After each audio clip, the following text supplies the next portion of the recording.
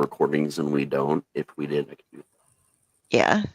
Yeah. Okay, so we are live, everybody. Everyone thinks because you're a zombie, you don't know good coffee. Well, they're wrong. There's only one brew that gets my seal of approval.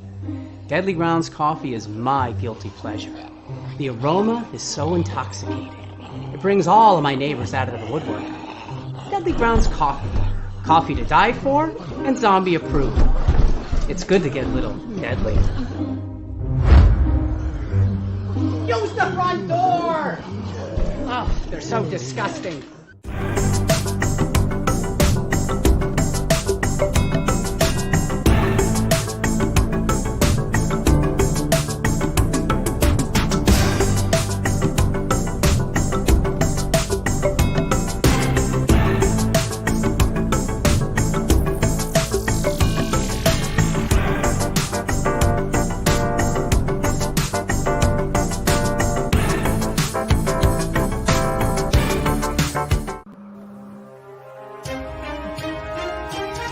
The Dorkening and all affiliated shows are not intended for anyone under the age of 18. The following may contain discussions or scenes that have adult situations, graphic violence, nudity, strong sexual content, and graphic language. This show is intended for mature audiences only. Viewer discretion is advised.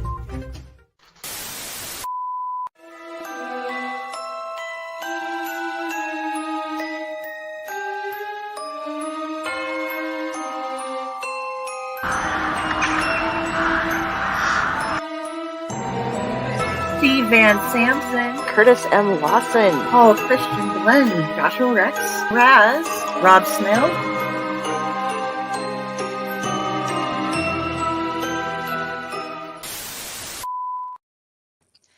Hey, everybody. Happy Sunday. Welcome to another episode of the Clutch of Personalities. We have Tylor James on with us tonight. This man is very exciting. He's very macabre. He's very the essence of what we do with the Clutch and what we like to have here. It's a nice dark night for him. Pull up, grab a glass of wine, or if you're out of Tosker, he's going with Crown Royal tonight. It's as good as he gets. He does appreciate wine. Sorry, but decent drink he'll go with. But Canadian whiskey for some reason tonight just appealed to him. But yeah, welcome everybody. And we do have some different things going on the way our StreamYard is functioning. It's actually a Facebook issue. So if you have hopped onto Facebook, it is going to redirect you over to YouTube. So I hope that you're all able to follow with us and keep up with us there. Tylor, how are you doing? And thank you for joining us. Oh, well, thank you. I'm doing quite well. Thank you so much for having me on the podcast. Oh, we're very excited.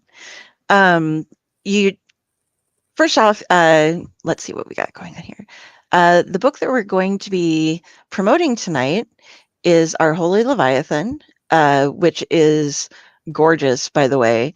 This is being put out by Weird House, and it's got all the different flavors coming in for it. We have a bit of like the Lovecraftian thing going on, as you mentioned, Orwell and some others. And I've been reading it. I haven't quite finished that one yet because I was reading all of the short stories and Gator House beforehand. But the creation of personalities that you bring up and how you don't just develop people by their inner thoughts. They have, you do a great job with that, but you also, all of the interactions that people have really help to formulate the personalities, which then in turn really affect the way the rest of the story goes. I feel like I have multiple stories going on at once when I read yours. Unlike a lot of writing these days, you just get like blank characters that fill out a story. In this case, there's like the story and the person or people building off of each other. Mm-hmm. So I really appreciate the depth that you go into with that. Are you somebody who the characters start writing themselves in your head and then force themselves out, or do you know what's going to happen with them originally, or how does your writing process work with things like that? Well, firstly, thank you so much for reading my work, and I have to say that in terms of characters, I tend to approach writing very much like acting. In terms of a character, I pretty much think of it as a role that I'm playing. And even if you're writing a story that doesn't have any characters in it, you still have to play the role of the atmosphere or the tone of the piece. And so, instead of sitting down at the computer at the start of a writing session and asking, what's the next scene going to be, which I certainly ask myself too. Sometimes I just ask myself, who do I want to be today, or what mask do I want to put on? One of the great joys of writing is that there's a vast assortment of personae that you can inhabit. And so, writing a good character, you have to really get into the part. You might even call it method writing, although I wouldn't recommend going out and playing your characters in public unless they happen to be very benevolent. Not all of mine are. And often I have no idea what I'm going to write. Much like Ray Bradbury, he simply sort of dove down into his subconscious every single time he sat down to write. There wasn't, as far as I'm aware, there really wasn't much planning. He just simply sat down and he felt, as opposed to thought out the plot and the characters. And there's some writers who are extremely talented with thinking everything through so that when they sit down, they know what they're going to write.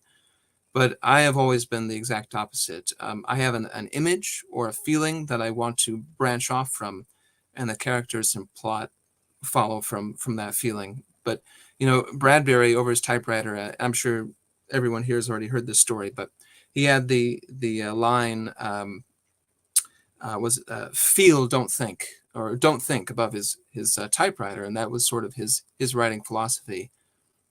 And like a lot of people kind of think that it's sort of the antithesis of, being a writer. A writer's supposed to be this great intellectual profession. And it is after you feel everything out, after you write, then you can go back and you can intellectualize and add this and add that and make it look like you were more clever than you initially were. Gotcha.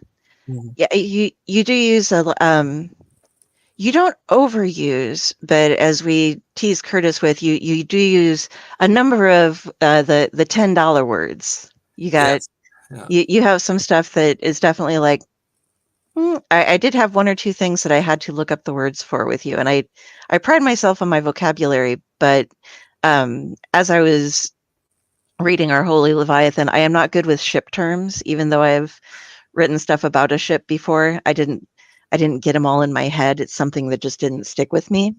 Mm-hmm. So is that something, are these things you just know, or are you the king of research? Because your topics are very diverse, Mm-hmm. and everything seems right in everything that you write.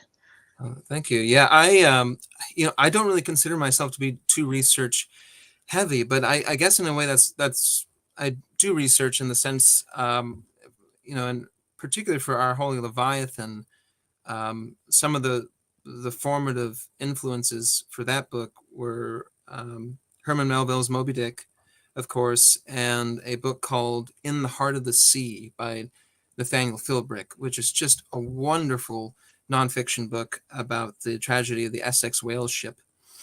And just reading those two books, I just absorbed all the terminology that I needed to write my own sea tale that seems to take place, in any case, in the 19th century. So it's not even sitting down and studying. It's just a matter of reading things that were written in that time and absorbing it. Just like if you were cast for a part, you would try to model yourself as much as you could, just by absorbing the person or absorbing the personality, if that makes any sense at all. Oh yeah, definitely. Yeah.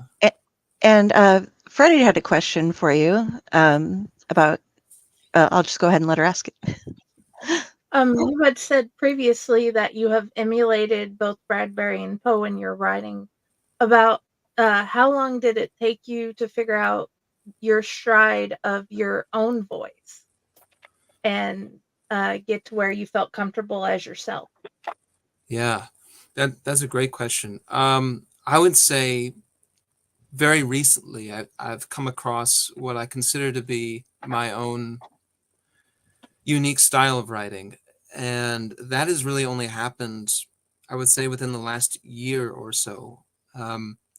Anybody who picks up Daydreams of the Damned or Matters Most Macabre will notice that there's quite a big shift between those books and, say, Old Dark Houses, or in particular this one. I mean, this book is totally different from anything else that I've written. But of course, I was allowed to experiment with 19th century terminology and style, which I love. I love 19th century idiom and that sort of style of writing. And it's, yeah, so I would say quite recently. And I guess what I try to do is, I don't subscribe to the idea that everything in prose has to be cut and dry, that there has to be a huge amount of white space, and, you have to settle for like words with less syllables. You can write very effectively that way, but also I think that the $10 words, so to speak, certainly have their place and can communicate a tremendous deal. And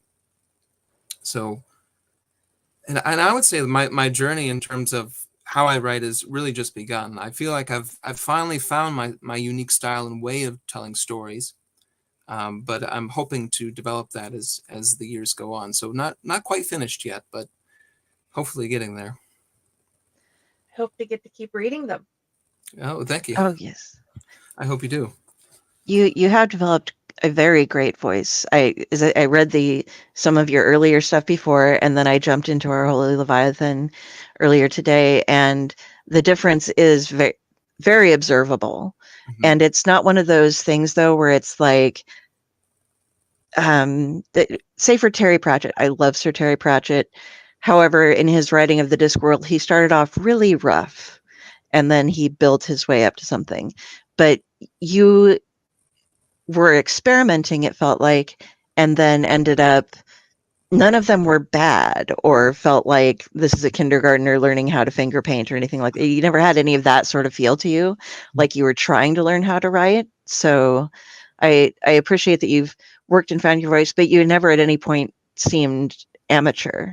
And Raz was wanting to ask a question as well. Yeah. So, what was that process like for you in discovering your own voice as a writer? Because I know that's different for so many of us, and it's something I'm always interested in knowing what it was like for others. Oh yeah, that's such a great question. I think it's experimentation, just in its experimentation and repetition. It's just simply sitting down and writing story after story, and just by doing that, you enjoy and are inspired by, and you imbibe those voices, and you write with those voices in your fingertips. But as you continue to do that, you become more aware of, well, maybe that's not quite me, or maybe I'm being too obvious, and so, and then sometimes there's a story that comes through you that is so spontaneous, so organic, and works in all the right ways that a short story works, that at the end of it, you look at it and you go, good God, I've written this thing, and it's not just a pastiche to Poe or Bradbury or Lovecraft or whoever. There is something about it that is unique to me as a person, as a human being. It's got my own thumbprint in it. Nobody else really could have written this story the way that I've written it. They might have had the same idea, the same theme, but they didn't communicate in the way that I've just written it. And so you sort of observe that when it happens, and it's not planned. It just happens from experimentation and repetition. And as you continue to do that, you I guess I'll speak for myself. There's these moments of self-doubt. This is kind of a quirky way of formatting a paragraph. What I do is I kind of have this pattern, and it's just this rhythm that I get into, where I'll have an extensive, somewhat solid paragraph, and I'll follow it up with two punchy lines, something that really nails home a point, or it's a poetic poetic effect, and it all is part of the musicality of the language. And you just have to accept those parts of you that are completely unique, And you can't say, well, maybe I shouldn't write that way because somebody will think it's pretentious or somebody will think I'm trying to do something. You just have to write just how it occurs to you to write, if it's truly authentic to you. And you just, as long as you continue to do that, you just develop your own voice quite naturally, I think. And you said the musicality, and you're also a musician, correct? Yep. Mm-hmm. And so when it comes to your song, do you write your own songs as well, or are you more of a cover artist? Or Yeah, I write my own songs. Before I chose writing as my all or nothing profession, I played guitar and harmonica and sang in various dive bars, essentially. Playing to a crowd of 6 people or of 40 people. And I would kind of mix in my own songs that I wrote with just covers of rock and roll songs and folk and blues and all that stuff. Yeah.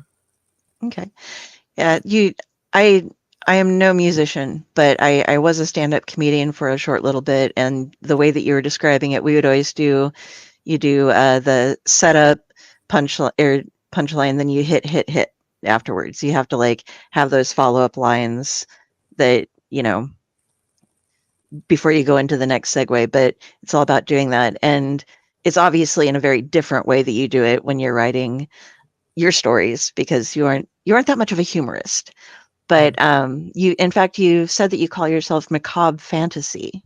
Do you want to explain that a little bit? Sure. Yeah.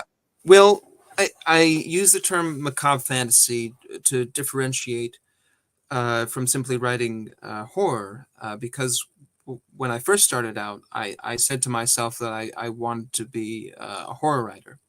And so I wrote horror stories, or what I consider to be horror stories. But as I continued to write, I realized that at the end of it, I didn't want to write horror at all. What I wanted to do is just express myself just through daydreaming on the page. And sometimes that was a horrific element, but often it was just weird and speculative. It's just speculating on things that I'm thinking about or feeling or in my past. It's just a rumination on the page, often in a dark or macabre fashion. And when I would tell people that I wrote horror, they would get the completely wrong idea about what I did, because I would say, well, they would ask, well, what do you write? I write horror fiction, and they had in mind that I was writing Friday the 13th Part 8 or something like that, which is just something that I'm not really interested in. And so I just kind of thought, oh, what's the most accurate way I can phrase what I write if somebody asked me and still have it be a convenient answer?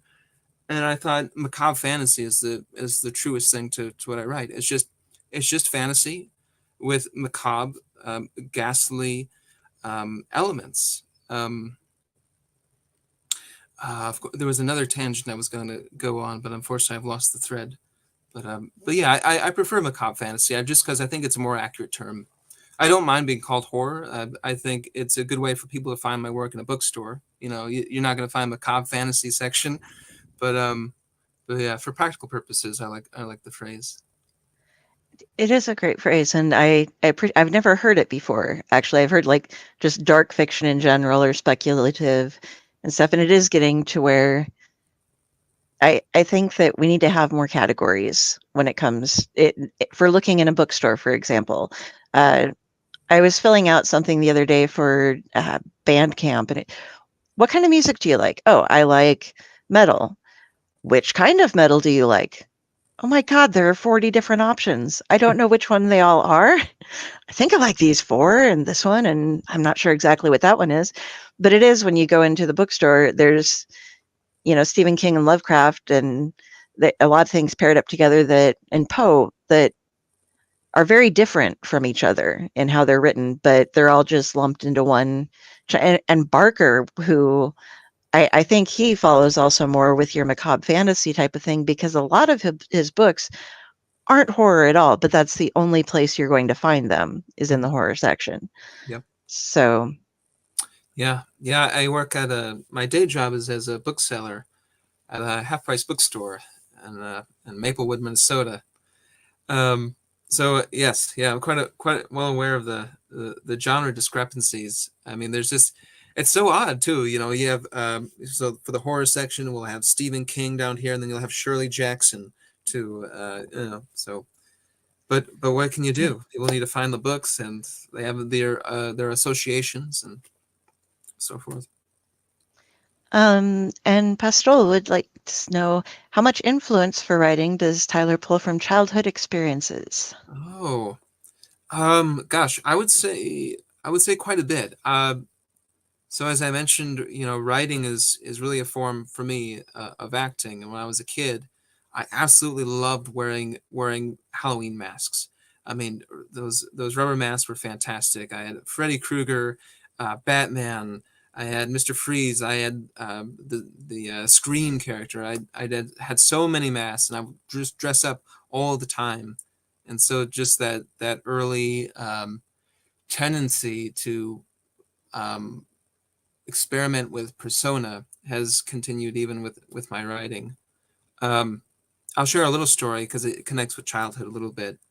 So recently, I just wrote a story that was inspired by my going back to where I grew up. And I grew up in a century-old farmhouse out in the country in the Midwest. Um, and I recently went back there, and the old house that I grew up in has been torn down, leveled. I knew that, so I wasn't surprised.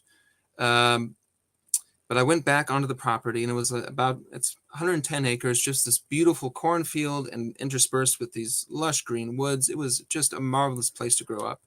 And so I went back on this land, and I'm also highly inspired by my grandfather, and all his old tractor trails were back there. And so I followed all the old trails that were still there. And I went down this dip in the woods, and I saw these strange white objects sticking out of the ground. And I went over to them, and they were just, you know, just in the woods. And they ended up being the bones of a horse. And the strange thing is, I knew who the horse used to be. It used to be my childhood horse, Wendy, because when she died, my parents had, or my folks had taken her back into the woods and left her there. And so just after 15 years of not being on this land, I come back and I picked up her skull, and I just had these strange flashes of how the horse looked in life, the twitching of the ears, the reflective gloss in her eyes, and just holding up the skull at the same time, you know, a real kind of Hamlet moment. But just by having that experience, I went home, and a week later I wrote this great little story called Horse Girl. And so I would say, yeah, childhood is a wonderful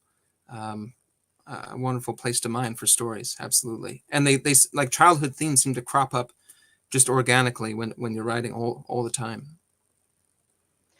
I appreciate that. I partially grew up on 60 acres that we had, like about an acre and a half of farmable land up on the top property, and then it cut down a bluff that they'd actually, you know, cut a Z into so that you could get down it without, you know, with a vehicle.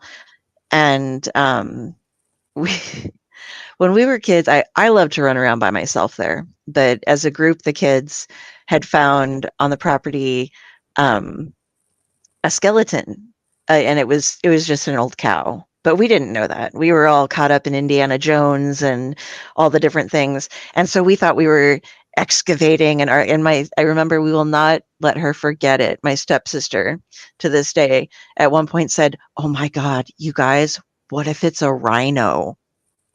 And so little things like that. But all that forest and having that area to yourself is very inspirational. And Friday had another question about some of your inspiration as well. Oh, yes. You are a beautiful photographer. I mean, do any of your pictures inspire your work? Oh, thank you very much. Well, I don't know if the pictures inspire my work, but certainly I do end up taking pictures of things that, you know, of course I find them intriguing or relevant in a way. So I guess in a way they do. I would say that you know, I've written some stories that take place in cemeteries. and often I'll take pictures of various gravestones that I think are interesting. So yeah, I would certainly say so. In particular, I just wrote this story that is loosely based on the history of the town that I live in, New Richmond. And if you go through the cemetery that's more on the south end of town, you will notice that a lot of the gravestones read June 12th, 1899. And New Richmond is, I believe it's the site of the ninth deadliest tornado in United States history. Right around it was in June 12th, 1899, a tornado came through, and it just really decimated the town. In fact, they consider New Richmond to be the town that they built twice. Houses and were leveled, and I think somewhere around 115 or 118 people died. And that's why when you go to that cemetery, June 12th, 1899 is such a ubiquitous date. And which of course I've taken plenty of pictures of. Yeah, I would say pictures and history and childhood, and sometimes it's just strange things that people say to you, just happenstance, that just end up as great ideas for stories. And thank you again for sharing them. Oh, my pleasure. Yes, My pleasure. I am astounded by your wheelhouse. Seems to cover just about everything. In Daydreams of the Damned, Tales of Horror and Oddity, which was released in 2020, guys. We have just glorious caricatures. There is some sci-fi. There is some classic. There's some Western kind of stuff going on. There are just horrifying tales where I'm sorry, the one that was the hardest for me to reach was hardest for me to read was The Ultimate Torture of Charles Nevermore. And it's very Bradbury. It's very Fahrenheit 451. And if you enjoy that at all, definitely go get this book. You can find it on Amazon. I'm not sure where else. You can find it on your website, obviously, I think, but is the easiest place to go for that one to be on Amazon. I would say so. Mm-hmm. And it's just a wonderful collection, and it's your earliest one that I could find collection of published tales. Okay, Yep. yeah, it's a great taste of everything. And if you guys want to check out something else, what we will be giving away tonight is going to be Beneath the Jack-o'-lantern Sky, Tales of Sweet Hollow. And this is one that if you're watching us right now, please interact, say something in the comments, and it will enter you automatically to be put into a drawing. And at the end of the show, we'll go ahead and do a spin, and somebody will end up winning a copy of this. So, okay. Oh, while I was going off looking at things, I tab around a lot while I'm talking, so I sometimes miss the comments. But what kind of stories are you planning on writing next? And are there more planned collections of short stories? Oh, yeah. Great question. Yes, I have a short story collection that will be coming out through Weird House late this year that will be broken up into 4 different themes. And it's my longest work, and I think it's also my best stories to date. Let's see. Well, so the main categories are apocalypse stories, nature stories, ocean stories, and then there's also a section for Gothic poetry as well. Very much in the vein of Poe. They're formal metered poems. And yeah, this will be called The Wikis and Other Macabre Tales. The beginning of the book is a lighthouse story, so hence the term wiki. So I've got that coming out later this year. I'm not quite sure when, but that'll be through Weird House. And then right now I'm working on essentially what I hope will end up being 2 different themed collections. One of them will be tales that all take place in the Victorian era. And I think my good friend Joshua Rex really inspired that. He wrote a wonderful book called Haunted Victorian America that is just, it's such a stellar collection of stories. I highly recommend people pick that up, or any of Joshua's works. So I'm working right now on that, and I also have, I hope to do a science fiction fantasy collection at some point too. I've only been successful at a couple science fiction stories, but I'm really intrigued to explore that a bit more. So I think in the future, hopefully, people will find those collections too. So We are as well. And if you guys are not familiar with Joshua Rex, hop over to our website over on YouTube, and you can go through our playlist of the collection. We have had Joshua Rex on here before. Fabulous man, total absolute historian.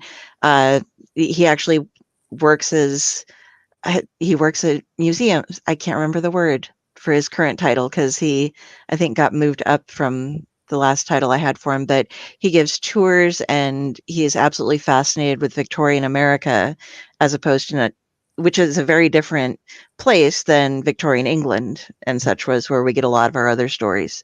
So he is very fun. And you can find it. Yeah, he's on our All Light playlist.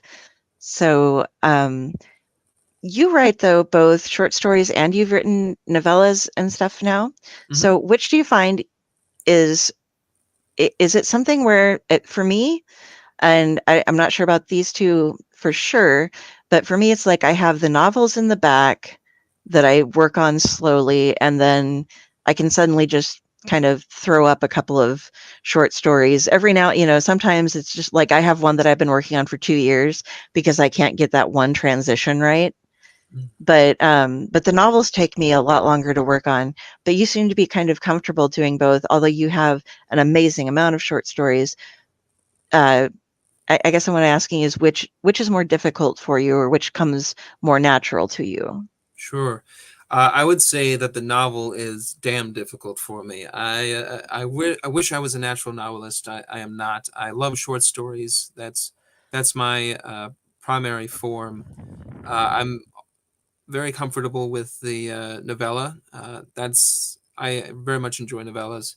The one novel that I've written, Old Dark Houses, a Halloween novel, that, there are great bursts of joy in that book, but a great deal of it was quite difficult for me to do, just because just the length is challenging. You have to keep continually adding to the drama of the situation and have it be organic to the whole story in order for it to work.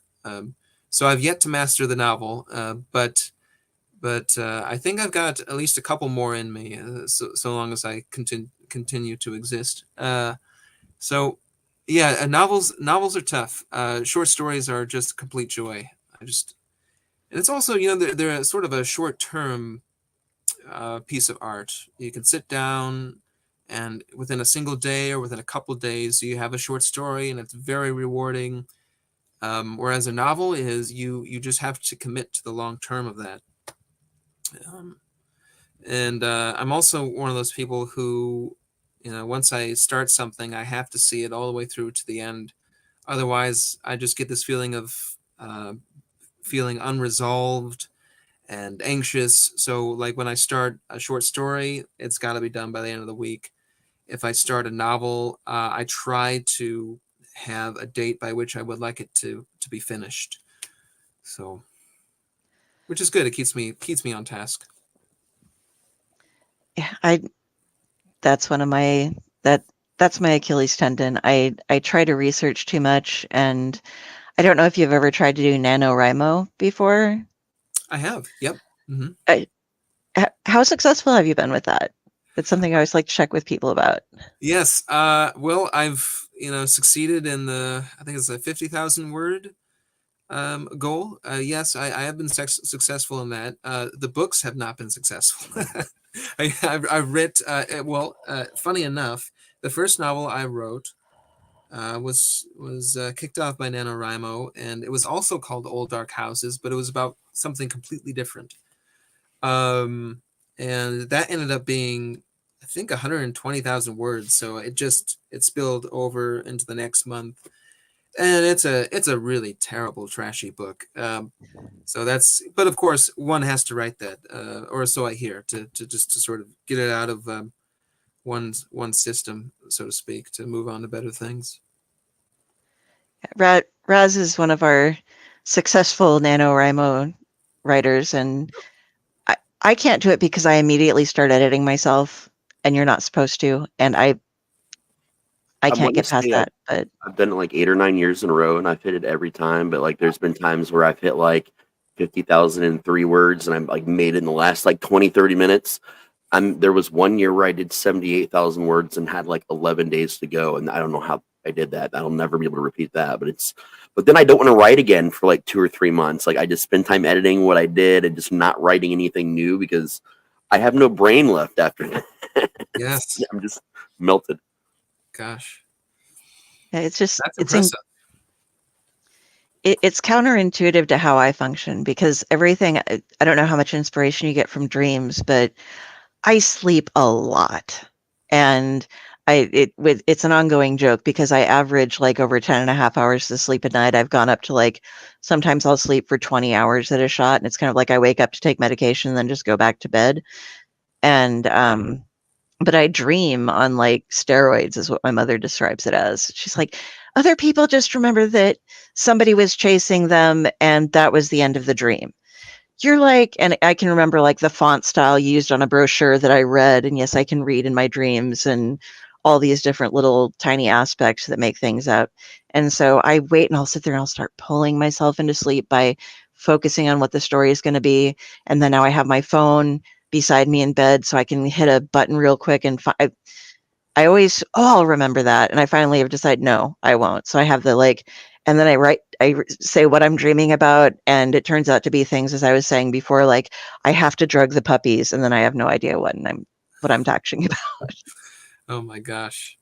Yeah, dreams are such fascinating and mysterious phenomena, and particularly because, I mean, you're just dealing with the raw material of the subconscious, when you dream, which I just find absolutely fascinating.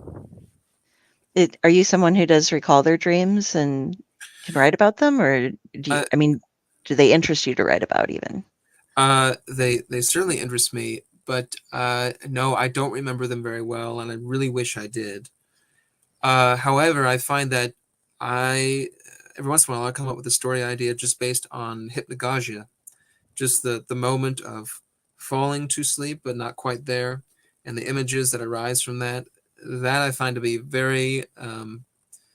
very good place for story ideas, because I'm not so deep into sleep that when I wake up, they fade from my memory, but I'm just in that perfect state where I can bring it out. And often it's not even an idea, it's just an image. It's just one strange image, and then the story can blossom from there. Like, I had this one image of, I was in this sort of a deep green woods, and there was a tree that was cut down, and there was this hollow tree stump, and there was this strange kind of liquid within the stump, and somebody was there stirring, like a witch, I suppose, whatever was in the stump with a stick. And just that image kicked off a really good story, which will be in my next collection. But very nice. Mm-hmm. But you're able to pull quite a lot of stories from your dreams then? Yeah, I keep a pretty decent journal. If they're fun enough, I post them on Facebook, but otherwise I have a file of dream folders, and it's all, I have very similar dreamscapes where everything has rules. You can only travel from certain places by certain means. Like, and a lot of it has to do with like my hometown and stuff. And I can only get from my grandparents' cabin on the river by Takema, that's between Nebraska and Iowa, on the Missouri River there. You have to actually swim that all the way into Omaha. And then you can if you go to the theme park, that's there. You can ride the water slide into Lincoln, or you can take it into Kearney in various ways. And like, you can only travel this way by bicycle, this way by train. Oh, interesting. There are different things that live and exist in each world, but I have multiples of those. So I try to capture everything. Like, I have a couple of stories about my hometown, which I am not the only person from my hometown who suffers severe nightmares about it. And there was nothing growing up that was necessarily horrifying that happened there. You know, we didn't have any, it was just kind of an odd place. And I've spoken to people who've lived in much odder places and nobody else was disturbed by it. But a couple of my friends all around my age who like visited the same babysitter and had kind of similar upbringings or whatever, we all have similar nightmares about this town. So it's something that it's going to be one of those where I can write the stories about it, but I don't want to release them in individual things. I want to wait until I get them all put together and have the collection, you know. And obviously I can't have it be like, and then we rode on bicycles because we had to get to this place, or we flew because that was the only way to get to this place. I'll leave those parts out. But the ongoing things, like we had an old slough that they called the old lake, that's where the riverbed used to go, and then it cut off, and it was just always dank, and it was like the bog of eternal stench kind of thing from the labyrinth. And I always, in my dreams, I'll smell that horrible smell and see white-bellied fish upside down in the black waters. And so I have some great stuff coming up from that, but I need to wait until I get them all together, you know. Yeah, that's a fabulous idea for a collection. It's just it's the things that you get. You take what you're fed and what you can realize. So, oh, Friday has a very interesting question. You are so imaginative and have so many great and well written characters. Which one would you like to have coffee with and actually just talk and have a conversation with, like you are us? Oh man.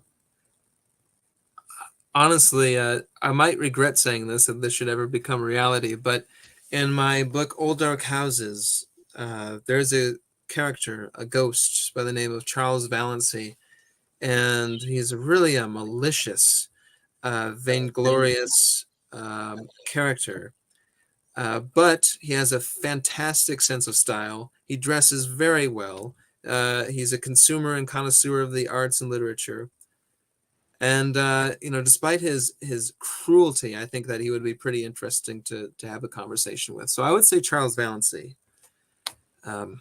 He might try to kill me during the conversation, but I'd stick with that answer. Yeah. Isn't it part of the fun, though? I think the danger is certainly part of the fun. Yep, I think that's a great point. I think I'm going to flip that around on you now and ask. You've listed a couple of authors that you were very enamored with and very. They were very influential on your writing. Which of those, or any other author, if you could meet them in their prime with all of their knowledge still intact, and able to speak in the same language as, I suppose, because, the further back you go, the stranger things get. Who would you like to sit down and, have your cup of coffee or a glass of wine or something with, out of all of the fabulous folks in the past? And if there's more than one, feel free. But gosh, I have to say Poe. I would love to sit down with Poe. Maybe not in a tavern. He's more likely to become very unruly. But by a fireside, perhaps. Fireside chat with Edgar Allan Poe. I think that would be pretty fantastic. I would get his opinions on all the literary figures of his time. I'm sure he would go on and on about how much he loved Hawthorne and how much he hated Longfellow. I think that would be very entertaining to listen to. Of course, I would be very tempted to bring some sort of recording device with me, just to bring it back.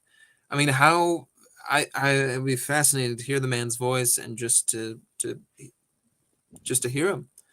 So yeah, Poe, absolutely. Tea by the fireside, I see with Poe. With Bradbury, I think sitting down, having a beer or I don't know, maybe a kind of a fruity drink with Bradbury. I know that he did drink a little. He is just such an exuberant character, He really was one of those people who had such a zest for life, just sucked the marrow out of the bones of life itself. And he is just fantastic. I would love to have a chat with him. And I mean, we're very lucky that we have so much recorded material from Bradbury, his recorded lectures and so forth, which are fantastic sources of inspiration. Whenever I am not feeling well creatively, I go back, and there's this one particular lecture that Ray Bradbury did, I think for I forget which university, but it's just so motivating and so powerful. Yeah, a man of passion, to be sure. Was it a lesson or a graduation type of thing? I think it was just a lesson. I don't think it was a commencement ceremony of any sort. Yeah. I'm sorry I cut off your train of thought there. I just wanted to Oh no, not know at so all. that I can try to look it up Yeah, later. absolutely. You know what it was about? So we can. You know what? I bet I could find it pretty damn quick here. Forgive me one moment. Will you put it in the comments? Yes, absolutely. Thank you.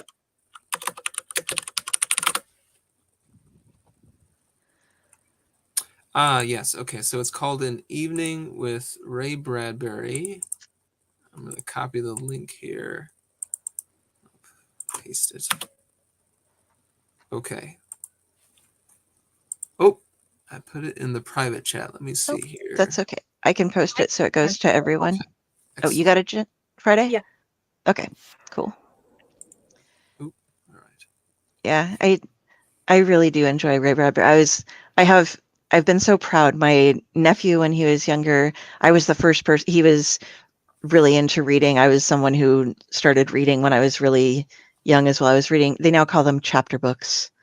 I just called them books, But I was reading the chapter books like the Chronicles of Narnia and stuff when I was 5, and then going up to Tolkien when I was 8, and doing all this stuff. But being able to, I lived in a very small town and we didn't have a lot around us. But my nephew, I live in the big city of Lincoln, Nebraska right now, and starting him when he was quite young with his first Bradbury collection. I was so proud to like show him that and get him involved with what I thought was, and he's a genius. But I'm not sure. Have you ever? And this is brought on because of The Ultimate Torture of Charles Nevermore. Have you ever read Neil Gaiman's The Man Who Forgot Ray Bradbury? I think I have read it. Yes. Yeah. It's been quite some time, but yeah, I remember enjoying the story quite a bit. Yeah, Gaiman's fantastic all around. I haven't read nearly as much of his work as I would like to, but I'm a big fan of his short stories in particular. All right. And Raz, you had further on Bradbury? Yeah, so I've loved pretty much everything he's ever done. For some reason, when I was a kid on the Disney Channel, they decided to air Something Wicked This Way Comes, which then made me as a child go and immediately read it. And that is one that I actually listen to on Audible a couple times a year, but I also physically read it once a year. Right around Halloween time, I'll read it. But I just finished listening to the audio again last week. So that leads me to ask you, what do you have one Bradbury story that's a little bit just more personal to you? Well, I would say that my favorite collection from Bradbury is Long After Midnight. That was the first collection of his that I read, and I just completely fell in love with his voice, his style of writing, just that unique person in that writing. And oddly enough, I found this book at this bottom of a cardboard box filled with a bunch of other books. It didn't have a dust jacket or anything. And I picked it up, I read the first story, and I was just completely absorbed and have read a great deal of his other work since. So I would say Long After Midnight's my favorite book of his. Of course, there's stories that he's written. It's such a cliche. Well, it's just so typical to mention, but The Foghorn is just one of those stories that is perfect. There's certain stories that are written that it would be blasphemy to change a single word or a single syllable of any of the words. It's just a perfect short story. Yeah. Yeah, it was very strange. I'm going to jump back into the small town thing again. You're in the Midwest. Was the and you said you grew up on a farm, so was it a small town type of situation for you as well when you were going Yeah. through schooling? Yep.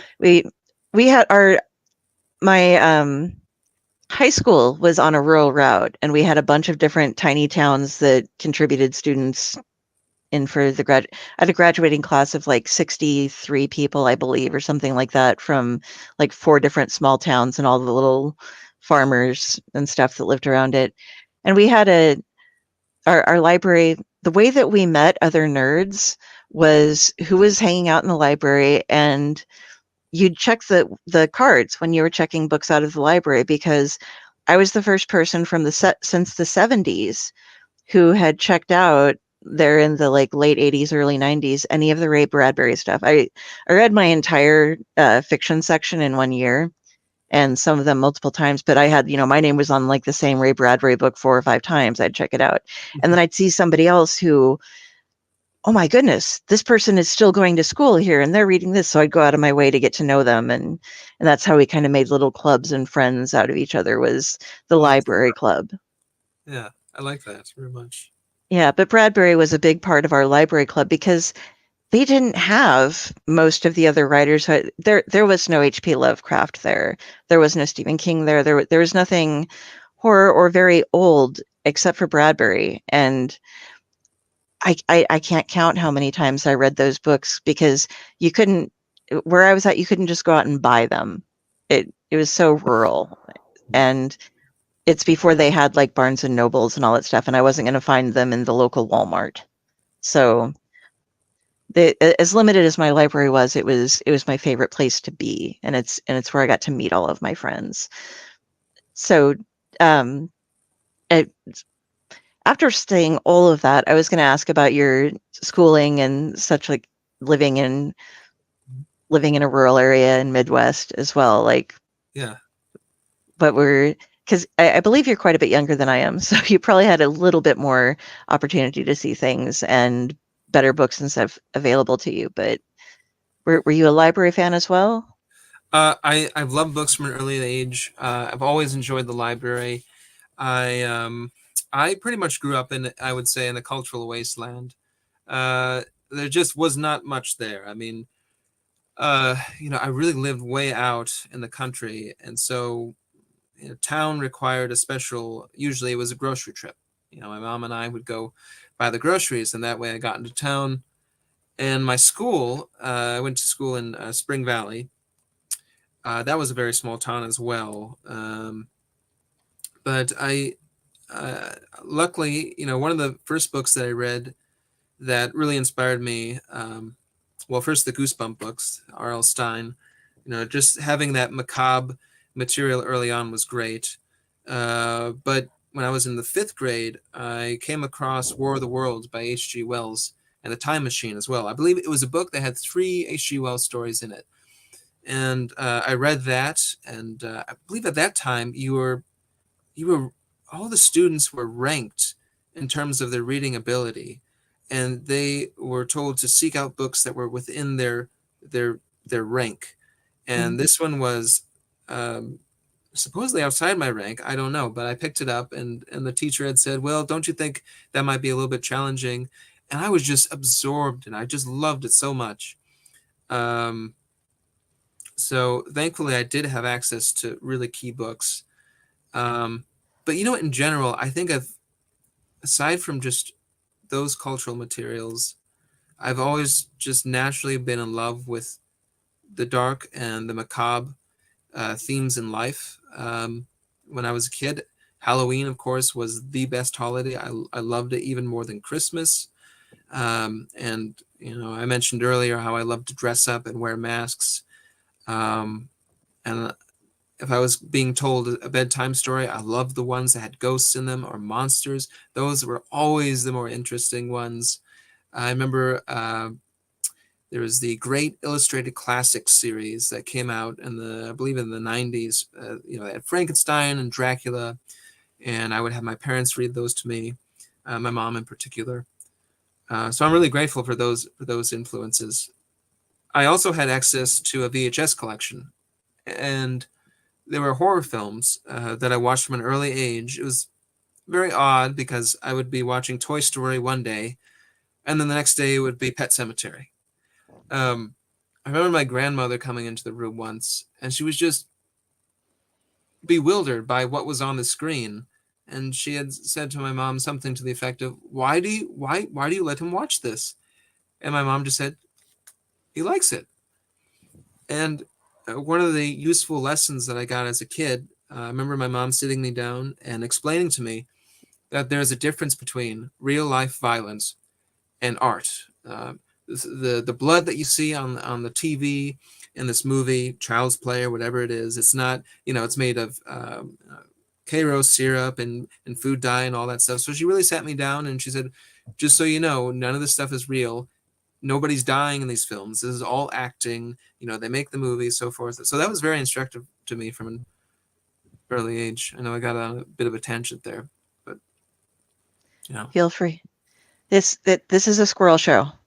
We love all the squirrels, and he gets drunk, so he allows them to go.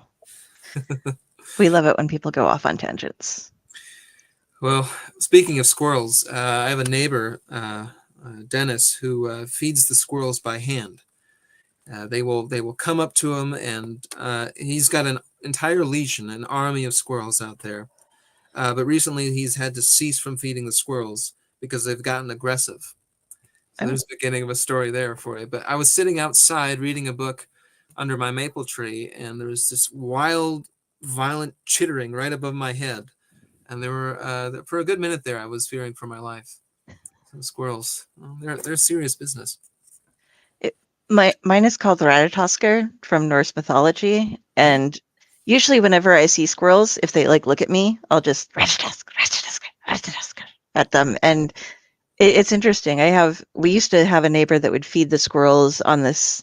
There's a breezeway between my building and the next one, and it's raised up about waist high concrete from where I walk out to where their building sits.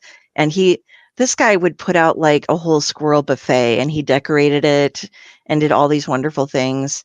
And the squirrels just loved it. They'd get Cheetos. I'd give them banana chips, and we had tons of lovely squirrels. And now I have a bunch of squabbling neighbors with large dogs and outdoor cats, and so we don't have the squirrels that we used to have. But I have had very aggressive squirrel experiences too. There was an area that we would walk downtown in. Sorry, I'm squirreling off on a squirrel story. But there's about a 2-block range if you walked on the east side of the street on the sidewalk, where squirrels would target practice and chatter at you and throw nuts and things and bounce them off of you. They had great precision targeting.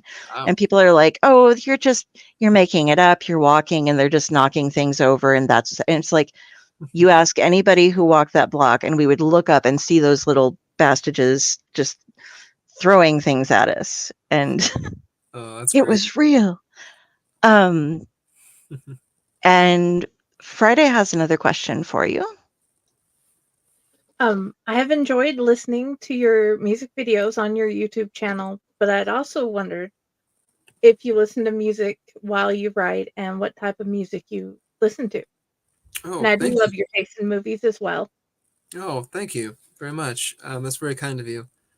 Yeah, I do listen to music. I can't really write to anything that has lyrics, which is often the case for a lot of people I hear.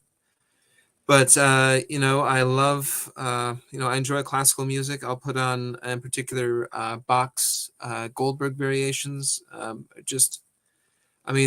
Amazing, amazing piece. And I will also listen to organ music. I'm a big Bach guy. I love the organ music, the Goldberg variations. I will put on John Carpenter Lost Themes soundtrack 1, 2, and 3. Those are really beautiful atmospheric pieces of art. So yeah, those I kind of listen to over and over and over and over again. And I really just don't get tired of those things. And thankfully on YouTube, I mean, there's compilations of, Mozart and Bach and so forth that run like 5 hours. So you really don't even need to worry about stopping writing to go pick out something else to listen to. Mm. Yeah. How about you guys? Do you guys write with music?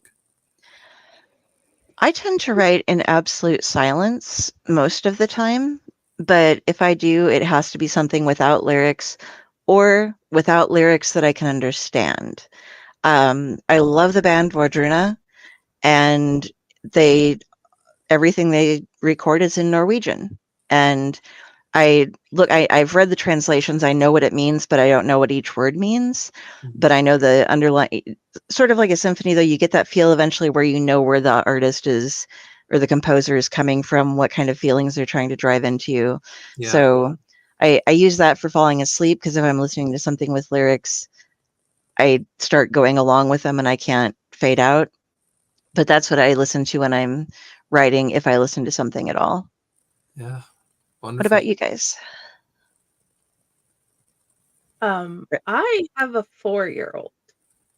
I do write listening to music, but it's usually whatever the show is that he's listening to or what he's singing to me. Or my middle child, she sings as well, so it's usually one of those mix of things. I don't get to control it most of the time. Raz? So I used to not be able to write with lyrics a long time ago, but when I was going through med school, I've got brain damage. I have memory function issues. But if I can attach something to something I have in my long-term memory, I'll memorize it. So I used a fuck ton of 90s grunge albums to remember every facet of the human body to pass all 3 of my anatomy and physiology courses. So once I started using music to remember things, I was able to utilize music in different ways. So now I definitely, now I can actually listen to things with lyrics. As long as it's lyrics that I know so well, I don't have to think about them at all, then I'm good. I use Midnight Syndicate a lot because they do a lot of non-lyrics, amazing different music for D&D fans, for horror. Their stuff is pretty comprehensive. But I definitely put in a lot of Soundgarden, Nirvana, Smashing Pumpkins. And recently I've added a band called Deadbolt. They are like a rockabilly surfer band with a horror theme. And just their whole sound and tone kind of mixes well with Midnight Syndicate and the grunge, just like in this like weird wave pattern. So I had this giant playlist where that's all just combined into one. And I listen to it all in the background on repeat. But again, it's all the ones that have lyrics are just ones I know so well and are tied to other memories that it kind of helps, because some of those memories are also tied to things I end up wanting to write about. So it's about brain programming, I guess, for me. Okay. I'm going to have us take a quick break. We have some ads to play, and everyone who is watching, please remember to post a comment in the comments so that you can get entered in to win a copy of some of Tylor James's work. And we will be back right after this break. If you need to, this is the time to take a quick run to the potty.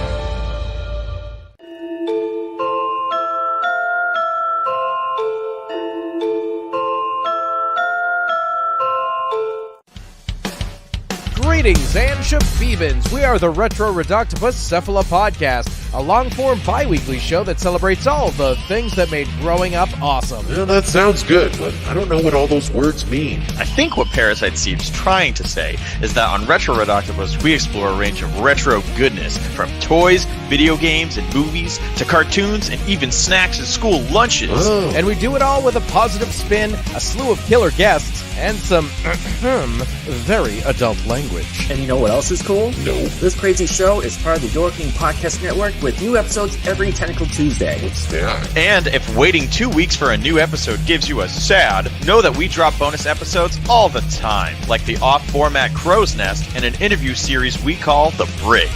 You can listen to Retro Octopus on Apple Podcasts, Spotify, Stitcher, or any app that's cool enough to carry the only show that celebrates all the things that make growing up awesome.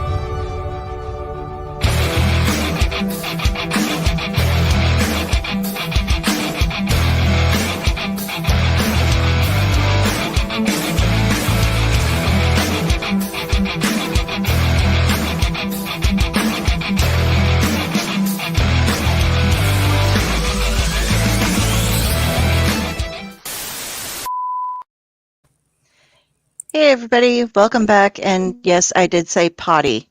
You have a potty mouth.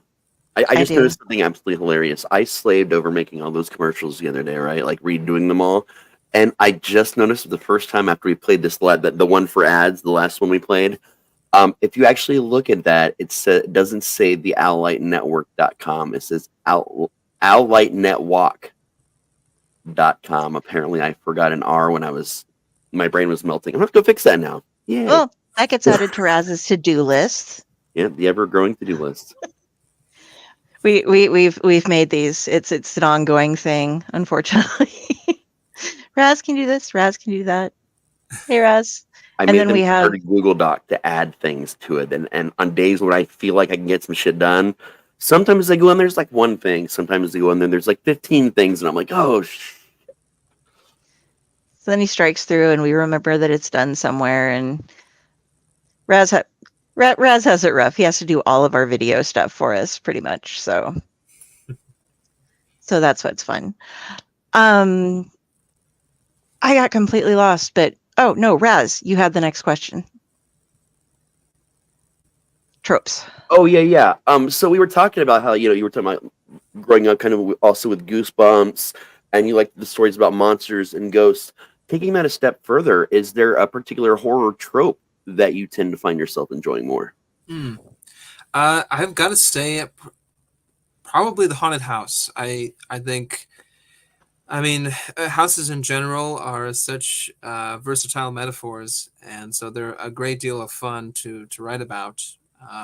Indeed, Old Dark Houses is a novel that is about 3 different historic houses in one town and how they are all connected together in a supernatural manner. So I love the haunted house trope, and I think also because I am obsessed with Victorian style architecture when I'm here in New Richmond in the historic district, especially I love to walk down 1st, 2nd, and 3rd Street because the houses are just gorgeous. I mean, the ornamentation and the Victorian craftsmanship is just beautiful. And there's just always a sense, I always find that there's a sense of just mystery looking up into the windows of a very old house. And I don't quite know why, but, one always imagines, well, who used to live there and what were their lives like? Sort of that idea. So houses come up a lot in my stories. And I also grew up in a century-old farmhouse. So I think that probably that part of my upbringing has a great deal to do with my love for them. But oddly enough, I find that sometimes what really kicks off a good story or an idea is an object. If I can find an object to write a story around, And I don't know if that qualifies for a trope necessarily, but for example, I was working at the bookstore, and some people came in to sell some books to us. And at the bottom of this box of books was this old, tattered, ripped up piece of newspaper advertisement. And the advertisement was for something called the Haunted House Mystery Bank. And what it was this little haunted house. It was like about this high and this wide. And if you put a coin on the doorstep, the door would open. There would be a bunch of strange sounds going on inside the house. And this little yellow hand would come out and grab the coin and drag it in, and the door would shut, and all the lights would turn off. But I think it was actually, you know what? It was an advertisement on the back of an Archie's comic book. I was remembering it incorrectly before. But I wrote a whole story just based around that, and it's called The Haunted House Mystery Bank. So sometimes just finding an object to write a story around really sets things off. In fact, my first published story was called The Typewriter, which I sold for, I think like $15, $20. It was $25 to an anthology called Accursed, and all the stories had to deal with cursed items, or just cursed in general. That was the trope. And then I mentioned earlier about going back on my family's farm and finding the horse skull. That kicked off a story. So I'm very kind of like object oriented. I think that would be an effective way to drum up creativity. I love the haunted house thing. I was born on Halloween, so so I was exposed from a very young age. I watched all of the Universal monster movies. My mother was like, these are the classics. You need to watch these, and I graduated in 1993. So I grew up when we had this kind of horror explosion going on. Granted, I didn't always have cable, so I didn't get to see all of the new ones, but I've constantly been inundated with the horror, which I do not mind at all. But the haunted houses are always my favorite as well. I'm going to bring it back to one of your stories again from Daydreams of the Damned. A Skeleton Reads Shakespeare I love how you wrote this story. I don't want to spoil things for people, but this story is a great combination of kind of a cross between a haunting and just a story of a house put together, and just the afterlife of dreams sort of is how I perceived it. I don't know if I necessarily caught exactly what you're going for, but it was somebody who lived to experience and to share, and then was cut off and cut off and cut off until am I right there? Yeah. I'm glad you like that story. I think that's my favorite story in Daydreams of the Damned.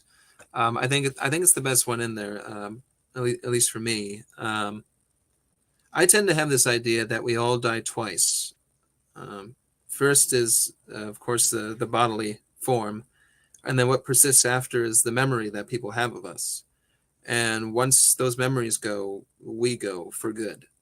I think it was in a Virginia Woolf novel. She says there was a character in there that said, even a rock will outlast Shakespeare, which is a terribly depressing notion. But, I think memory is very interesting, and I think that consciousness is very interesting. But yeah, that story is essentially it begins with a skeleton that is conscious and able to move around. He lives in his old house, but a new family has moved in, and he likes this family. He sort of interacts with one of the members, but most of them can't really see him. He's just and so it's just the story about following him as time moves on around him. Soon the family grows up, and then they move out. Another family moves in, they move out. The house gets old and older and older until it's decimated, it's demolished. But his, and he is also demolished. His skeleton is completely broken apart, but his consciousness continues on.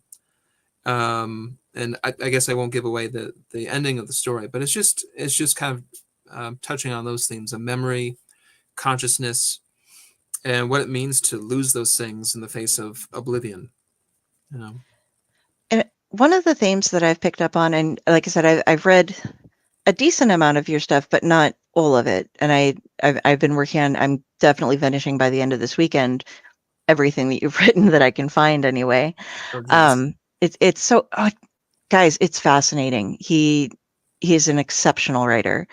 But I don't try to put somebody into just a category, but I try to grab something when I read a new author. If I cram read more than just a couple of stories of somebody new, what I think that they do well, not necessarily the only thing they do, but one of the things that they do well. And I think you portray devastation in a way that I don't see many other people able to do. Your stories, they might just be a personal devastation or an entire town or world or something like that, but you don't hold back on it. You don't make things better just for a Hollywood type of ending or anything. You really grab it and embrace it and let us feel it, from the character's perspective, from the outside perspective as well, watching it and just seeing how these things can be destroyed, be it people or trust or love or having the monsters come in and take over and do stuff. Is that something that you aim for? Is it just kind of an unconscious thing, or am I totally off base? Oh, not at all. Thank you so much for saying that. Nobody's actually pointed that out in my writing, so I appreciate that very much. Yeah, I see it completely what you mean. The devastation aspect is definitely it's a subconscious thing for sure. It just kind of comes about organically. God, I think you would need a psychologist to figure out what the hell that means. But I think that's just tapping into my own terror of what could be. And a lot of stories start off with, what if this happened? What if that happened? Or sometimes, every once in a while, as I'm going about my day, I will think, what if the worst possible thing happened right now? What would it look like? And so just that element of devastation is so terrifying to me, simply because it's so realistic. I mean, we see the effects of devastation all over the world and all throughout history, which is a horror show, and today, which is a horror show. So, yeah, devastation is a fine theme for a writer to pick up their pen for, because it also just has to do with the human condition. I mean, the most important things that a person can write about is life and death, and devastation is just part of life. And another thing that I wanted to comment on was, as I said, I'm near the end, but I did not finish reading Our Holy Leviathan. And I'm not going to give too much away, I don't think, by saying this. The main character, there's some changes, not so much in time, but almost in time, traveling into a different sort of reality that's going on. And I noticed one of the things you said, I changed my little line to, I wish to be caught up in amber. It's something I always love, the idea of something trapped in amber and encased in time and kept there. But you also intrigued me with the way the story's main character is looking back and is looking at this world where not a lot has changed for hundreds of years. And they're like, do I want to stay here? Because I could stay here. I've always felt like I was out of time, out of place, and I could maybe make a home here and make a new life here. But should I go back home? I'm not really sure. And trapped between that. And when I was a kid, I mean, now I have things with like closer ties to family and everything. But when you're a kid, you sit there and think like, well, if I could travel through the wardrobe, I'd never go back. I'd stay in Narnia forever. You watch The Labyrinth and you're like, why would she say no to the Goblin King? What did she have left to keep her there? She didn't like anyone. She didn't care for anyone. Mm-hmm. And so having that aspect of getting the chance, what do you choose? And it's something I think that changes as we grow up and have to start accepting more and more responsibilities. But what if we could leave those responsibilities behind? I was really intrigued by the way you posited all of that for us. Mm. And is that something else that back when you were a kid, did you want to cross over and live in Narnia or somewhere like that? Yeah, I think absolutely. I grew up around a lot of woods, and there was always the feeling of, well, maybe this, a magical feeling about the woods. Once you're in there, maybe I'll just make a home here. Maybe I just won't come home for dinner. And of course you play that little game with yourself, and it gets later and later and later, and then your parents start calling for you, like, well, hell, I'll go to dinner. But there is that feeling that you could, especially as a kid, that you could just step into fantasy and never return. But with our Holy Leviathan, I mean, there's just a whole bunch of just commentary about being an outsider or being a pariah, in particular, in terms of the era in which one is born. And I think, like a lot of people, I very much feel like an outsider. I don't, of course, I am a very modern person, but I don't feel like one. I still handwrite my letters. For example, Joshua Rex and I, we carry on a correspondence that way, a marvelous way to carry on a conversation with someone. But when it comes to social media, or it comes to just anything online, it just seems foreign to my nature, and it seems foreign to the nature of the main character in our Holy Leviathan, Brian Hodgson, as well. A friend of mine pointed out when he read the book that it seemed as if its author was trying to anchor himself in a time that is now and not now simultaneously. And so the main character, when he's in a plane crash, he's a castaway on this strange island called Macabre, which is located somewhere off the coast of Ireland. And he comes across this strange community of people who are most of them are very friendly. They're very gregarious, and but they all act and dress and behave as if they're from the 19th century. But the people there know they're not from the 19th century. This isn't a Twilight Zone where he goes back in time, but it feels like that throughout the majority of the book. In fact, the reader is likely to forget that they're reading something which takes place in modern day.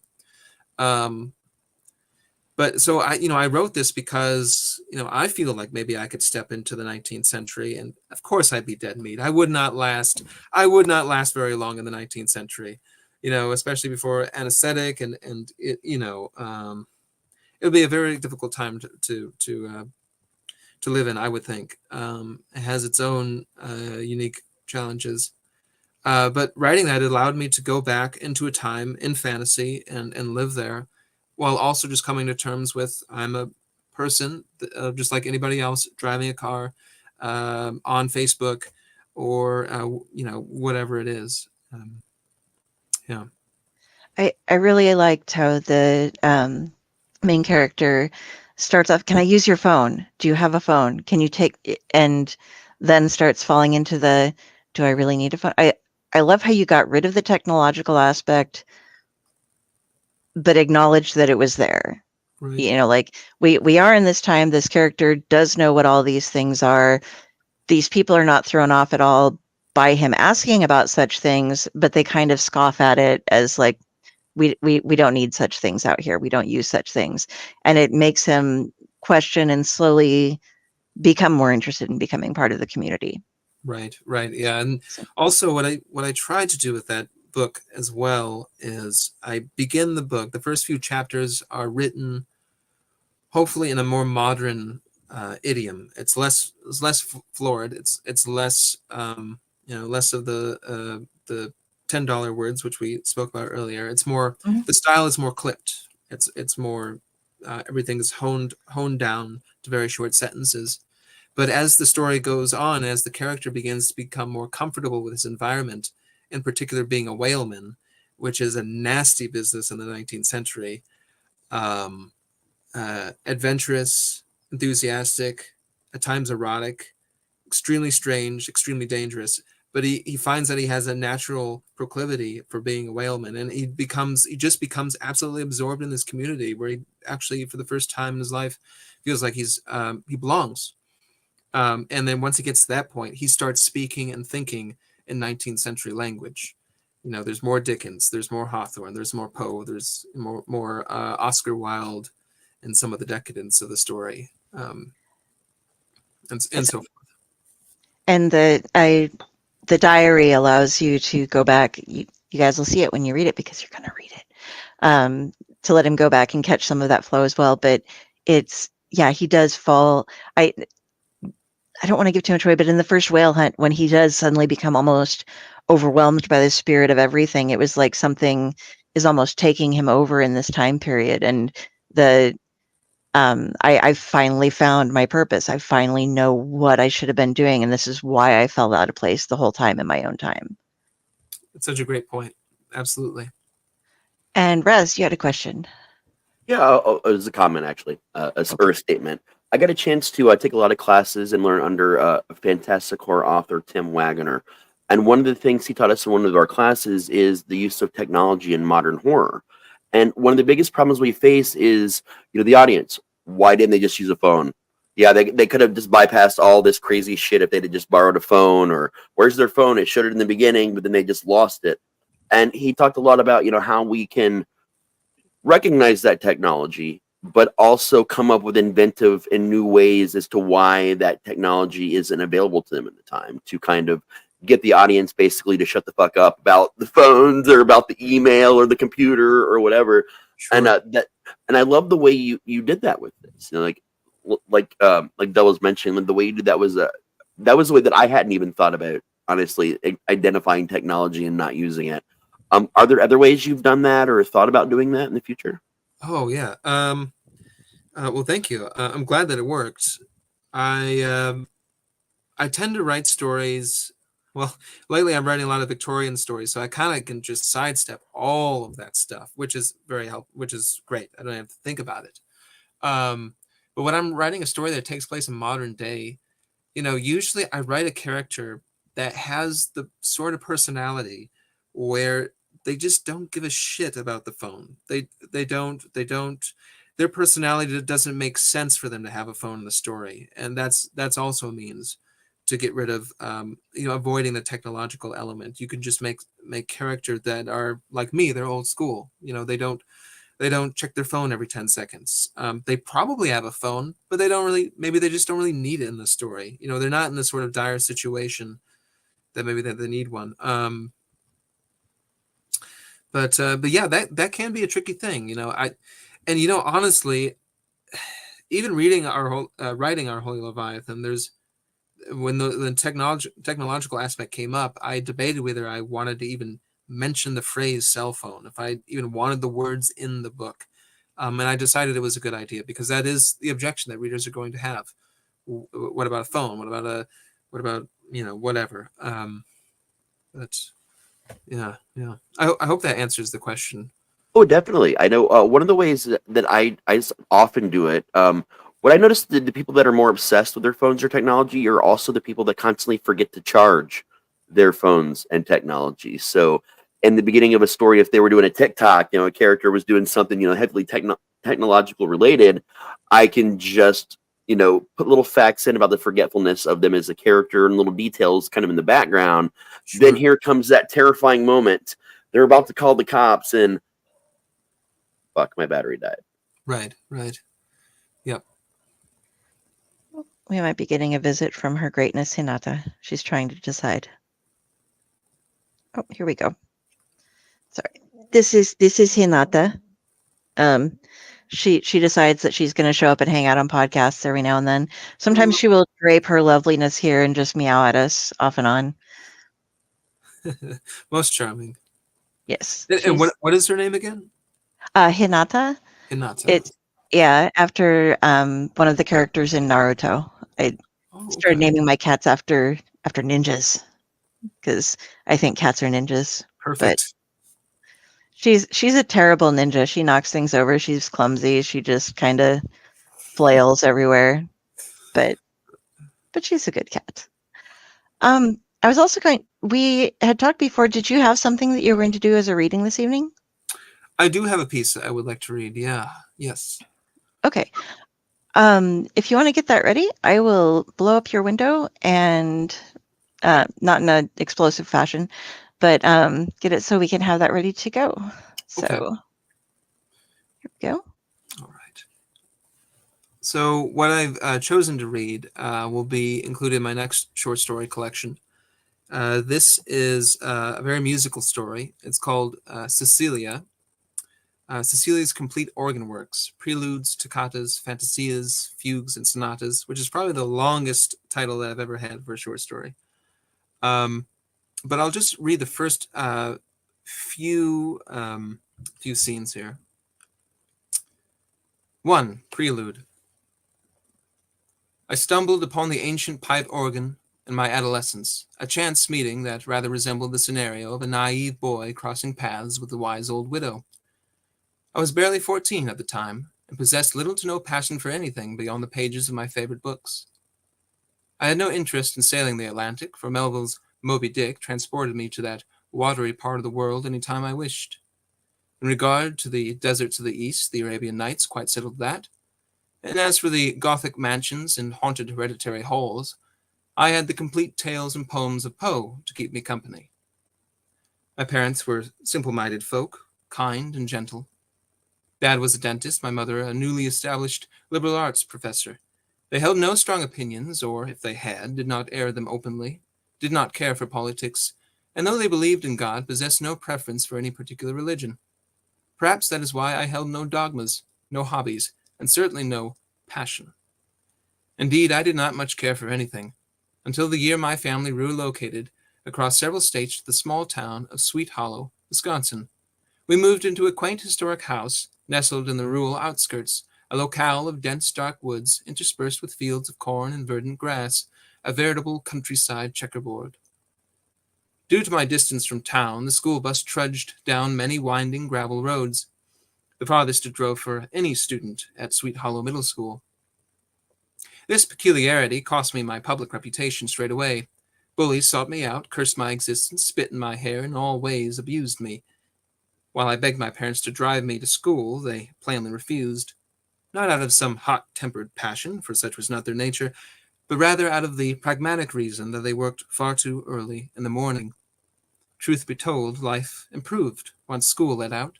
The school bus retired to its garage, the bullies stuck to the town's residential streets many miles away, and my parents worked in the evenings. The whole summer, I was alone. Boredom found me straight away, a tedious ghost that stalked all my hours. I yawned and read the same books again and again. How I longed for a new passion, a new voice to sweep me away. Then, one sweltering afternoon, overcome with insufferable ennui, I took to roving the shadowy green woodlands. I became, if you will, an explorer. I fancied myself like Indiana Jones, searching for treasure, for gold, for a magic papyrus scroll that would expel the boredom of a long, lonely summer, if only I knew the magic words, comprehended the precise balance of a booby-trapped scale, or played the perfect notes upon an ancient organ. A breeze blew, ruffling my t-shirt. A singular high note, gentle, trembling, sounded on the wind. The prettiest thing I'd ever heard. Not even a melody, and yet, such a fantastic note, so sublimely soothing. It drew me deep into the woods. The note persisted, a propitious pitch that spoke to a depth of myself I knew not even existed. Dare I say, a singular flame of passion grew. A clearing opened. The sun shone down over the treetops, and, forming a heavenly golden halo, fell solely upon the old pipe organ. The notes continued, unwavering, for now I understood the wind grazed over one of the tall vertical pipes, akin to a breeze sounding over a bottle's lip. The instrument was nearly rotten through. Its 3 manuals were nearly destroyed, several of the keys having torn away. Tall brush obscured the sides of the casement. Verdant lichen grew upon 2 sets of tarnished pipes, oxidizing in the sun, succumbing to time before my very eyes. It was, truly, a most strange and beautiful sight. The wind strengthened. A vortex formed in the clearing.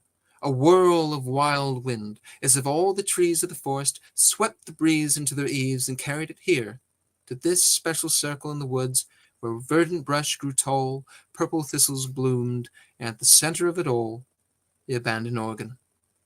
A mossy bench stood before it. To my surprise, it did not so much as creak beneath my weight. The moment I situated myself before the organ, hands hovering above the lower keyboard, feet placed methodically, as if I had any inkling as how to play the damned thing. Over the wood pedals, only did that singular silver trembling note cease. All fell under a hush. Birds quieted in the trees, silent predators in nature's auditorium.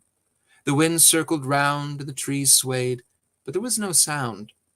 It felt as if I had suddenly come alive in a silent film.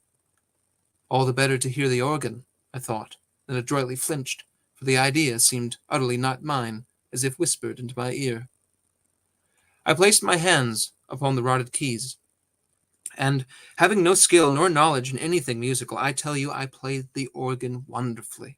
The sound issuing forth from the pipes was profound. My very being trembled in perfect pitch with the notes, notes executed by my own fingers and by my own feet pressing upon the pedals. Despite the termites infesting the keys, pedals, and stops, as well as the sheer quantity of rainwater clogging the pipes, a gorgeous melody resounded into the air. Impossible. The wind fed the pipes, and the pipes fed my soul. Soon the sun grew into a ruby sphere and hung low in the sky. The pipes would play no more. I pressed the keys. Silence. I frowned at my hands as if I were to blame, and I cursed the organ, utterly disappointed. Yet I immediately regretted the curse, as if the instrument possessed feelings, a personality, and was vulnerable to insult. Tears rushed to my eyes, sadness and surprise confounding me in equal measure. I stood from the bench and trudged out of the clearing. The woods grew dark and gloomy. All the typical forest noises fell upon my ears, the wild twittering sparrows, the chittering squirrels, the wind in the eaves. All of it sounded wrong, a mockery in comparison to the sheer beauty of the pipe organ. I grew lost. Thistles tore open my jeans and scratched my legs. I heard bats in the trees. Panic descended fully upon me, growing oppressively heavier with every receding fraction of sunlight. Darkness gathered. Soon I wouldn't be able to see. Then, with great relief, I spied the gleam of fluorescent lights through the brush, warm, illuminated windows. My heart quit its jackhammering and I breathed evenly. Quietly, I snuck inside my home. Father stood at the sink, washing dishes. Mother fixed dinner at the stove. She gazed at me when I walked in, her docile eyes suddenly widening with horror. I attempted to smile, my face smudged with dirt, my t-shirt ripped and clinging to my sweaty flesh. "My sweet boy!" Mom cried, rushing to wipe the blood from my scraped elbow. "So, you've taken up hiking," Dad smiled proudly. "That's very fine." "George!" Mom scolded him. "Look at him, all roughed up." "That's very fine," he repeated insistently. "After all, a boy ought to find some way to pass the time." "Oh, George." 2. Toccata. Thus a love affair began. A boy and his pipe organ. An unlikely coupling, yet I truly cared for nothing more than the delicious sound of the pipes. The tall, gleaming, vertical pipes which issued forth by power of the wind those most delicate and sublime of resonances. Intoxicating. I grew drunk on sound, romanced by the feel of chipped keys beneath my fingers, wooed by the solid wedge-shaped pedals beneath my shoes. Oh, God, every boy remembers his first love, his first kiss upon the smooth brow of some young babe. And yet my first kiss, my initial embrace, my most profound affair, was with the ancient pipe organ in the woods, existing there in the sun and rain and wind for who knew how long, perhaps eternity. Voices sung in the pipes. My fingers performed sign language for those voices, and the voices formed notes in kind. Thereupon melodies were born. As the hot summer days flitted away, time and again my entire body trembled and vibrated to ecstatic pitch, my whole physique become a sensual tuning fork, all in synchronization with the resounding pipes. Then, suddenly, a name on the wind. It circled in the clearing, brushing the treetops. It soon fell to my fingers, coursed in vast pressure up and through the pipes, then burst full into my receptive ears. Cecilia. She kissed my fingertips, and I embraced the whole of her body. Our songs formed a strange glory, yet when the sun went down, the pipes silenced, and I knew it was time to journey home. I took comfort in knowing tomorrow would inevitably find me in the woods again, sitting on the bench, her keys passionately stroking my soul. And I'll stop there. That's the setup for the story, essentially. Oh, that was beautiful. Thank you. Well done. Oh, my pleasure. I'm Thank you. so buying that next book because That just gripped me. Thank you. You are And lovely in your work. Thanks very much. yes, you definitely I don't know if you plan on doing audiobooks, but I would love to hear you reading your. There are some authors who just can't, and there are some who can, and you're definitely one who can. So That's very kind of you. Thank you very much. Friday had another question. I love to ask all the authors this because every so often I get a very different answer. And I was wondering, do you believe zombies can climb? Oh gosh. Well, when I think of the zombie, of course, I think of the traditional Romero zombie. Well, I feel if the zombie had an inkling that there was some meat that it could go after, some brains it could go after, that it would certainly attempt to climb. Whether or not it would be a successful climb would depend on how many footholds it has. But yes, I think a zombie would have the ability to consider the idea of climbing, even though that's probably somewhat against its nature. I don't tend to think of zombies as sort of upward-looking creatures, but then again, it depends on the zombie. I know Romero's zombies were near the end there. They were upward-looking creatures. They started to evolve, I believe, right around Land of the Dead. Well, Dawn of the Dead too, but Land of the Dead, they really, started looking up instead of just downward or kind of straightforward, lumbering fashion. Yeah, so one of them remembered the ability to use simple tools during Land of the Dead as well. That's right. And the fabled unreleased Twilight of the Dead, which we just found out recently, the estate is going to finally officially release it with some new footage. And that one, a lot more of the zombies had gained some level of the skills they possessed when they were alive. Oh, fascinating. Fascinating. We keep learning new things. Everybody gets new releases, and we're excited. I was bringing up Romero. I was just like, Raz is going to give a grin, and he's going to be so happy that you mentioned that. I'm a big Romero fan, but also the split off with Return of the Living Dead. I love that just as much as the original Living Dead series. But what a lot of people don't know is there's actually multiple categories of zombie, because you have your traditional Romero, and Romero does have his own category. You also have the traditional Haitian zombie. You've got infected zombies like 28 Days Later. There's mutated, military experiment zombies like Return of the Living Dead.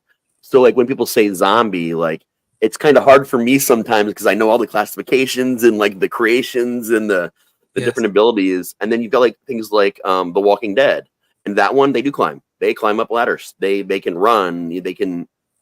There's a lot more that they can do with the expansion of the zombie mythos. So it's really interesting to see kind of where other people start from when they think of the word.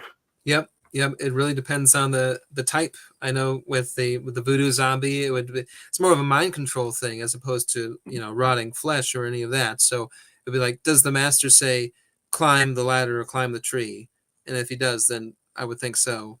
Mm-hmm. With Romero zombies, they might fall apart as they're climbing the tree and therefore not be too successful. Yeah. That's a good one. Thank you.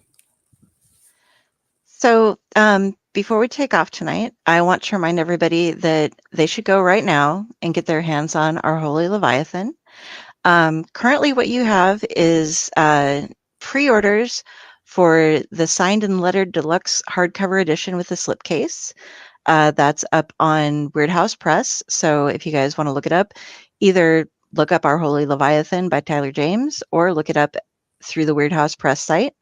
There are still 14 left in stock, so you got about half of them covered there already.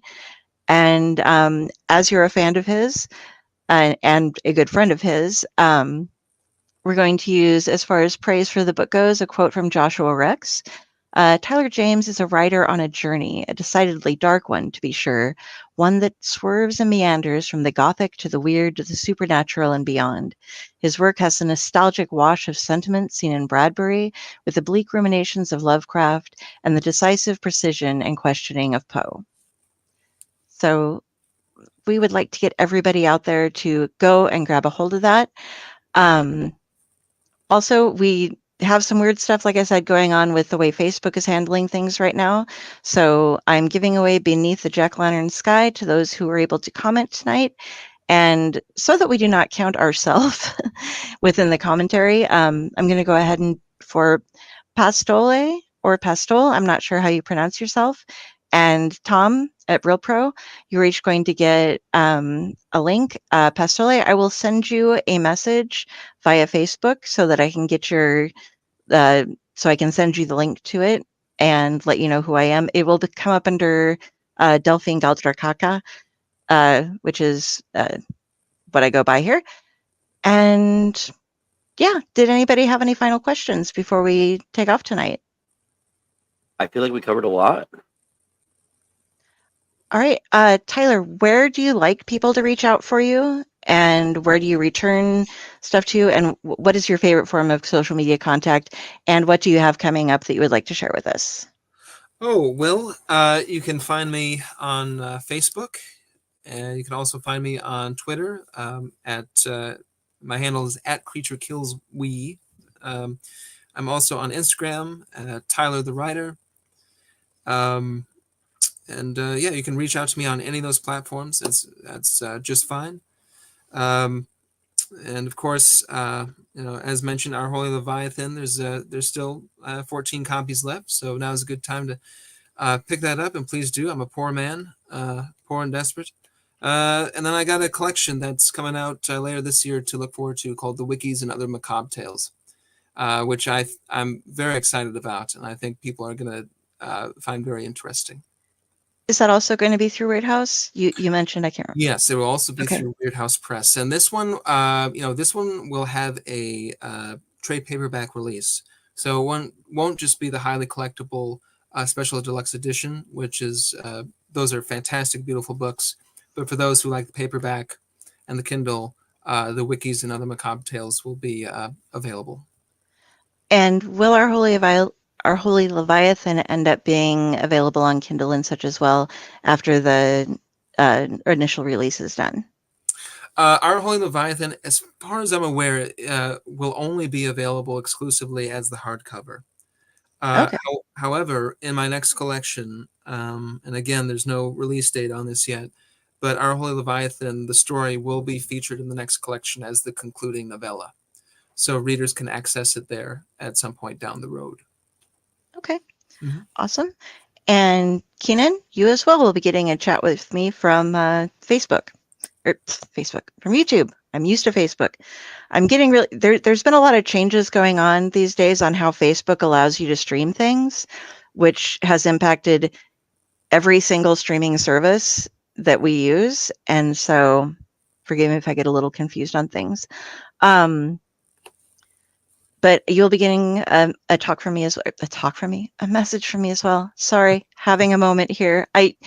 You speak so eloquently, and then I feel like I'm just falling over myself trying to word. Oh gosh, not at all. I do sometimes. But if you guys would like to get in touch with me, I am here on the Owlite Network as Delphine, and you can reach me on about half of the shows that we do, which take place on Sunday, Monday, Wednesday, Thursday, and Friday nights now. Some of those are alternating nights, and we have a new schedule coming up for this summer, which if you go to our page, the Owlite Network on Facebook, you can see all of the scheduled shows that we have coming up each week. I am also here every Tuesday, an hour earlier, on the Dorkening Network for Splash Pages, which is a comic book show. This upcoming week, we have Colin Bunn and a duo with Tyler Crook. So if you would like to catch up with that, they're great horror comic writers. They have done some mainstream, but we're focusing on Harrow County, which is kind of an old American horror haint type of feel to it. So it's got this great Americana horror feel going on. If you contact me on most of my socials, you will end up hearing from Friday, who is, as Raz likes to say, one of the best cosplayers in the world because she pretends to be all of us at once most of the time. I'm going to bump over Raz. Where do you like people finding you? You can find me at Raz T Slasher or wherever toys are sold now with Kung Fu Action Grip. And then Friday, on to you. Hi. First, I want to tell you guys we have this amazing anthology coming out with haunted houses, with Camaros, with so many other amazing stories. And all the proceeds go to the Pro Literacy Foundation. And they get to help adults get all the success they need and different resources with helping them to learn how to read. And you get to read all our amazing stories. And you can find me on Facebook, you can find me on Ally, and you can find me at, well, not Facebook, but you can find me at Fake Horror. You can find me on Ally. She has me tripping up now. And you can find me at Friday with the Library in the Blue Box and on my author stuff, Jennifer Elliott. And I pretend to be him too. This. So yeah, keep an eye out for the Owlette Menagerie. It will be coming out very soon. We'll be talking about it. We'll be having a book release for it. And all she was saying goes everything to pro literacy. So we love these folks. And thank you so much, Tyler, for being on with us. And I cannot wait to finish reading the story I'm into right now. That's going to happen as soon as I get off with you. And that sounded horrible. I have to work in phrasing. As soon as we get Seriously, are we done not doing with you as the phrasing show. anymore? Yeah, I know. I'm the worst at it ever. I don't know what it is. I can't do it right. But thank you for coming on. Please stay with us for a moment after we are done. And to everybody else, thank you so much for showing up and hanging out. Hopefully, Facebook will let us get to the point where we can go back to the amount of viewers that we used to have going on with the shows, and it will make things easier. And look forward to talking to you again probably tomorrow. Good night, everybody. Good night.